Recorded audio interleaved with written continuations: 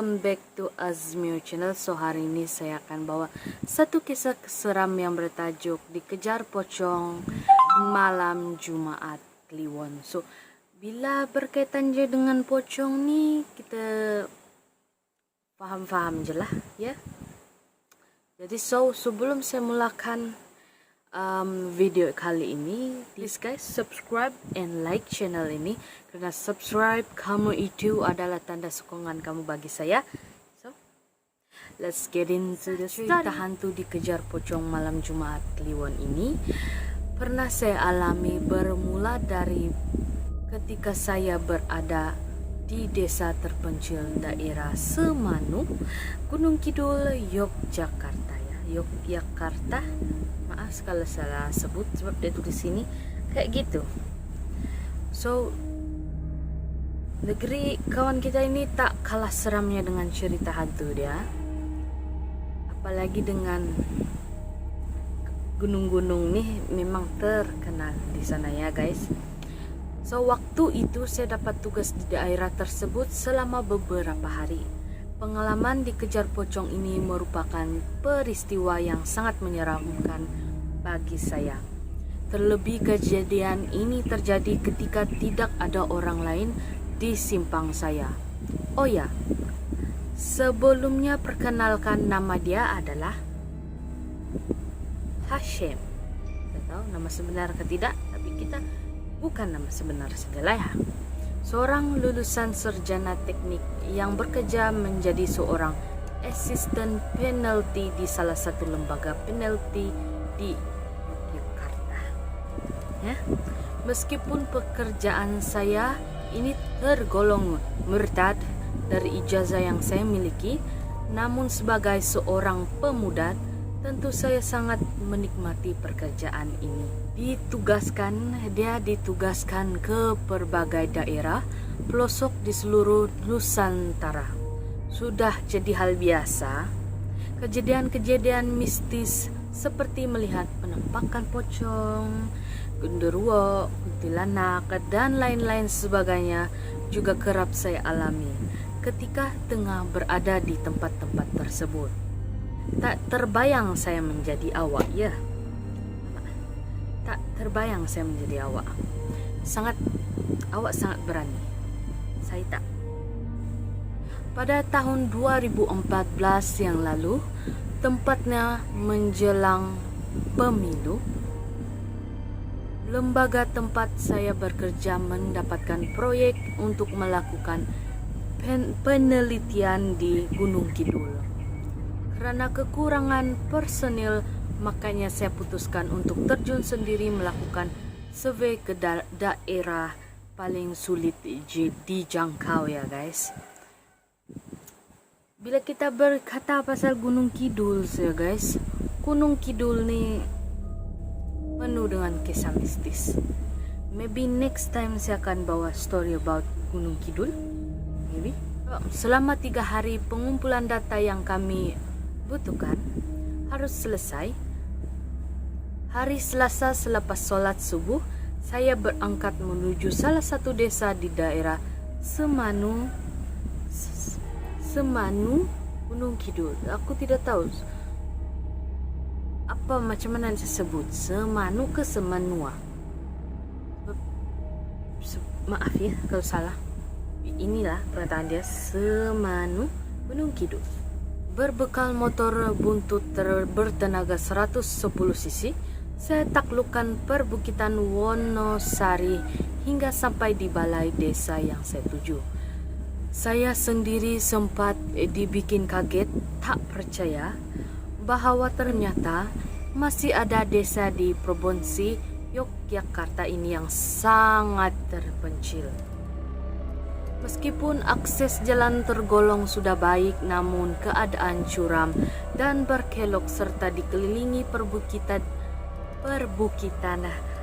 rimbun dengan pohon-pohon besar mungkin menjadi salah satu kendala melaju pertumbuhan ekonomi dan pembangunan di daerah tersebut. Awalnya saya sama sekali nggak kepikirannya, dia tidak terfikir sampai punya cerita untuk dikejar oleh pocong di tempat itu. Setelah perizinan pada pemerintah desa selesai, langsung saya bergegas mencari rumah warga yang akan menjadi responden. Memasuki dusun-dusun kecil dengan rumah-rumah warga yang berjarak cukup jauh, membuat kendala bagi saya dalam menemukan rumah responden. Terlebih ketika itu warga setempat tengah memasuki masa panen dan kebanyakan berada di ladang untuk memanen singkong. Tak heran jugalah rumah-rumah yang saya datangi banyak yang kosong. Singkong keju.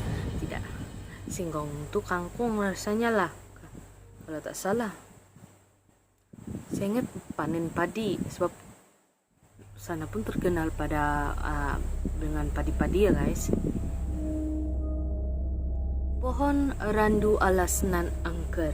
Seharian berkelana mondar-mandir dari satu dusun ke dusun yang lain, rupanya hanya membuahkan hasil satu responden.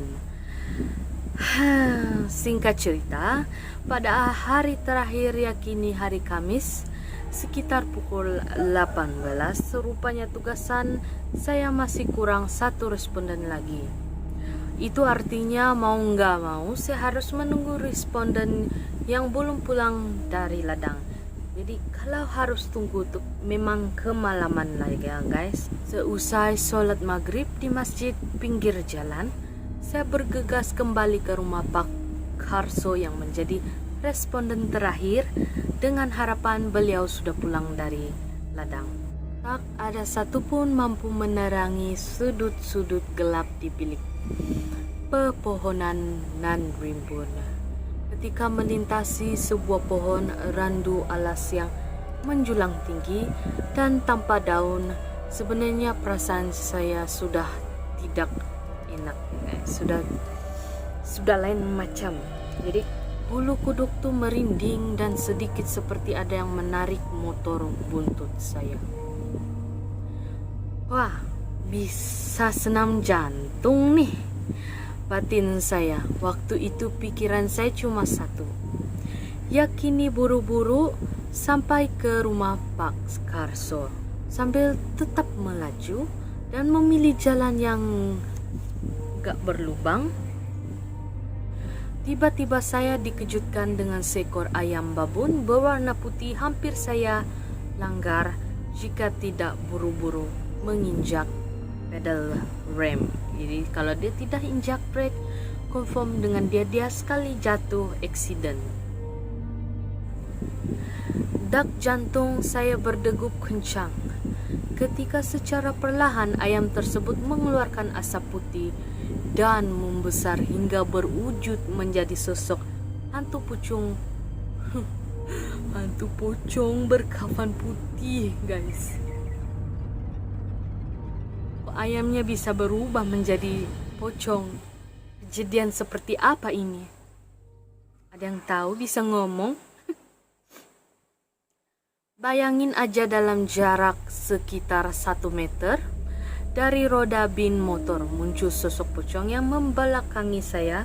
Saking takutnya saya langsung tancap gas tanpa menghiraukan lagi jalanan yang berlubang, sehingga suara motor saya seolah-olah memecahkan telinga. Ini kalau kita sudah memecut di kampung. Bagi orang yang tahu jalan kampung yang berlubang-lubang ini, Anda bayangkan saja kayak gimana kita melanggar lubang itu. Jadi itu saya terketawa sedikit. Sekitar 12 menit kemudian akhirnya saya sampai di rumah Pak Karso. Pelan-pelan pintu rumahnya saya ketuk 3 kali sambil mengucapkan salam. Tak lama kemudian istri Pak Karso membuka pintu. Legalah perasaan waktu itu ketika pintu rumah Pak Karso terbuka. Namun rupanya Pak Karso selepas maghrib telah berangkat ke masjid untuk mengikuti pengajian yasinan rutin tiap malam Jumat Kliwon. Kata istrinya, paksa kita menunggu lagi. Tambah lewat, tambah seram ya guys. Lantas seperti ada yang menarik jantungku. Baru sadar yang kalau hari itu adalah malam Jumat Kliwon. Apa mungkin cerita hantu penampakan pocong yang tadi sempat membuat saya hampir pingsan ada kaitannya dengan malam Jumat Kliwon? Gauman saya dalam hati. Akhirnya saya meminta izin pada istri Pak Karso untuk menunggu beliau dari pengajian yang katanya bisa selesai jam 9 malam. Jam 9 semalam, lain lagi si Pak Karso bercerita, dan sampai lagi kau rasa jam berapa dia akan siap? Confirm lah tengah malam. Dengan perjalanan yang sangat jauh lagi. Kalau saya jadi kau, Pak Karso, bisa saya numpang tidur? Enggak, saya mau jalan malam-malam, ya. Oke, bertemankan secangkir kopi buatan Bu Karso. Lantas beliau menanyakan pada saya, Mas lewat mana tadi? Kemudian saya jawab bahwa tadi lewat sebelah makam ke utara. Waktu itu saya masih berusaha menutup ketakutan dan kejadian yang baru dia alami. Namun Bu Karso justru seperti menakut-nakutkan. Mas, hati-hati kalau lewat sana. Ini malam Jumat Kliwon, bisa tak ada yang berani lewat sana. Buset dah. Makin takut aja saya dengar cerita Bu Karso. Lalu saya tertanyalah, lah emang kenapa Bu? Ternyata sudah lama jalur selatan menuju kampung yang tadi saya lewati sudah terkenal akan keangkarannya. Jadi sangat keras ya laluan sana. Terlebih pada pohon randu alas yang sudah lama mati tapi tak ada yang berani menebangnya tersebut. Katanya ada sosok penunggu berupa pocong yang sangat jahil dan kerap menampakkan diri. Yang barusan aja. Singkat cerita, sekitar jam 8:30 Pak Karso pulang dari masjid. Tanpa buang-buang waktu lagi, saya langsung menyergap dan mencari informasi serta beberapa pertanyaan terkait penelitian yang saya lakukan selama 1,5 jam, dan saya akhiri dengan berpamitan. Rasa takut sekaligus seram memang saya rasakan, namun apa boleh buat, satu-satunya jalan yang saya tahu ya jalan yang tadi. Pak Karso memang memberitahu jalur yang lain untuk saya lewati, namun katanya keadaan medan yang lebih parah dan memutarkan masa yang mengurangkan niat untuk mencari jalur alternatif lain. Sambil umat kami membaca doa sebiasanya, saya kembali melewati pohon randu alas yang tadi ada penampakan pocong. Lega ya, sangat lega rasanya apabila dia ini tidak, waktu dia lalu pohon tersebut tiada juga yang bikin dia rasa takut, seolah-olah macam ada yang mengikuti dia lah. Namun setiap kali saya tengok di belakang, rupanya tak ada apa-apa. Mudah-mudahan ini hanya perasaan saya sajalah. So, memang dia rasa dia tidak nampak apa-apa, tapi dia macam rasa ada yang ikut-ikut dia. Bila dia tengok di belakang, tidak ada guys. Jadi dia syukurlah. Kalau tetap dia tengok belakang tuh ada, suzon jalah, kok ngerem dia bos. Sebentar lagi saya memasuki kawasan jalan sepi tanpa ada penerangan jalan, apalagi rumah penduduk. Terlebih dahulu saya melihat jarum sepeda motor yang menandakan bensin motor masih terlihat penuh. Berbekal tekad dan keterpaksaan, akhirnya saya memberanikan diri untuk memasuki wilayah sepi dan gelap gulita itu. Nyaris hanya penerangan dari lampu motor saja yang membantu menerangi malam itu. Sesekali saya masih menengok ke belakang karena masih merasakan seperti ada yang mengikuti. Aneh, sama sekali nggak ada ya guys. Hingga akhirnya saya benahi posisi spion motor untuk membantu melihat keadaan di belakang saya.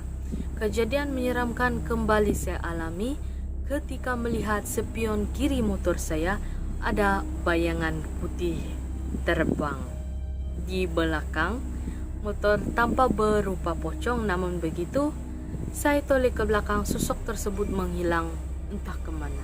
Rasa takut serta perasaan tak kerun memaksa saya menarik gas hingga mentok. Jalan berikut serta naik turun tak lagi saya hiraukan. Saya pun tak lagi berani melihat ke arah spion. Mungkin masih merasa ada pocong mengikuti dari belakang. Ketika melewati jambatan hubung di salah satu jalan menuju ke arah pulang, tiba-tiba motor saya mogok. Boleh-boleh pula dia rosak di situ ya guys. Entah apa penyebabnya. Apakah ada kaitan dengan hal mistis saya alami atau karena memang motor itu tergolong buntut sebab keluaran 2001. Yang jelas bukan karena kehabisan bensin. Saya tak rasa motor itu rosak gara-gara dia sudah tua. Saya rasa memang benda tu lagi iseng. Sambil mengganti busi yang saya keluarkan dari bawah jok motor, perlahan saya melirik ke arah ujung jambatan yang membuat hati saya penasaran. Lagi penasaran kamu nanya? Aduhai, rupanya pocong itu masih mengikuti. Terlihat ya guys, terlihat makhluk gaib itu berada di dalam semak-semak dan memperhatikan saya dari jauh. Aneh, sudah saya ganti busi serap, tapi motor tetap nggak mau nyala sampai kakiku bengkak menghidupkan motor. Saya mencoba menghubungi teman saya mendapat tugas di desa sebelah, barangkali dia bisa tolong lah. Namun rupanya teman saya telepon sudah pulang karena pekerjaannya sudah selesai sebelum elo. Kok bisa kayak gitu? Karena apa nggak bisa 2 orang sih? Setelah menceritakan keadaan motor saya mogok serta ada hantu pocong yang mengejar saya dari belakang, ia lantas memberiku saran untuk menuntun motor agak jauh dari tempat mogok dan mencoba menyalakannya lagi. Setelah menutup telepon dan memasukkannya ke dalam saku celana, saya bergegas menuntun motor sambil menahan rasa takut. Anehnya lagi, tiba-tiba setelah 100 meter dari tempat motor yang terjadinya mogok, saya coba kasih hidup, shreng. Motor buntut itu nyala. Kan pocongnya lagi iseng tuh. Melompat ke atas jok dan ngerem habis hingga sampai ke jalan Wonsari, Jogja tanpa kendala. Perasaan merinding serta dingin perlahan-lahan menghilang. Perasaan takut karena ada yang mengikutiku juga sudah tidak ada lagi. Saya coba memberanikan diri melihat kaca spion dan hasilnya memang sudah tidak ada lagi pocong yang mengikuti saya hingga sampai ke tamat kos sekitar pukul 1 dini hari. Inilah peristiwa paling menakutkan dan menyeramkan selama seumur hidup saya. Cerita hantu dikejar pocong malam Jumat Kliwon hanyalah satu daripada sekian banyak pengalaman mistis yang pernah saya alami. Jadi kita bayangkan lagi kan berapa banyak mistis yang dia alami, dan yang ini yang paling seram. Jadi pengajaran dah guys, kalau kamu hidupkan motor tuh tanah hidup, korang sorong di 100-200 meter. Sorong je, pedulikan mambang tuh di belakang tuh, sorong je. Korang sorong baru korang kasih hidup balik. Dia tanah hidup, engkau sorong je. Relax. Ngerokok kah? Mabar sekali, ngopi dengan pocong tuh. Aduh guys. Kalau sepengalaman begini, ada siapa yang pernah alaminya juga? Kalau kamu ada alami cerita-cerita seram, kamu boleh kongsikan di email yang ini ya guys. Nanti saya akan bawakan di next story, di video akan datang. Ya guys, itu saja cerita pada hari ini. Sekali lagi jangan lupa subscribe dan like channel ini, on notifikasi belnya, karena setiap kali saya post video kamu akan dapat notifikasinya. And ya guys, be careful.